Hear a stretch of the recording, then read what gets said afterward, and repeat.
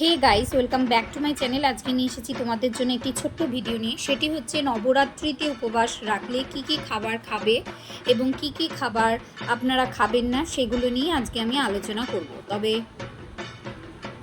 তবে শোনো, 9 দিন ধরে দেবী দুর্গার আরাধনাকে কেন্দ্র করে বাঙালিরা 4 দিন ধরে উৎসব পালন করলেও ভিন্ন রাজ্যে ধুমধাম করে পালন করা হয় নবরাত্রি।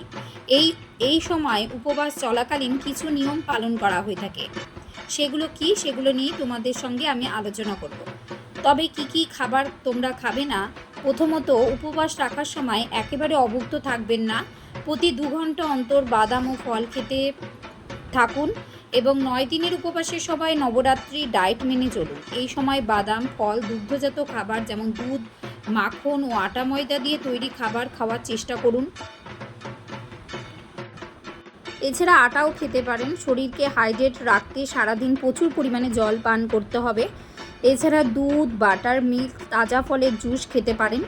নবরাত্রির সময় রান্নার রেসিপিতে সন্ধক লবণ ব্যবহার করুন। মশলা ব্যবহারের সময় জিরা, দারচিনি, সবুজ এলাচ, লবঙ্গ, কালো মরিচের গুঁড়া, লাল মরিচের গুঁড়া এবং কালো গোলমরিচ ব্যবহার করুন। এই 9 দিনের মধ্যে ভক্তরা দেবী দুর্গার আরাধনা করার জন্য উপবাস করে।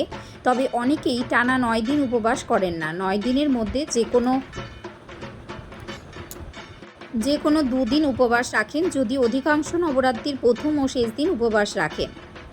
আর আপনারা কি কি করবেন না তার একটি তালিকা আমি বলে দিচ্ছি আপনাদের, তবে শুনুন।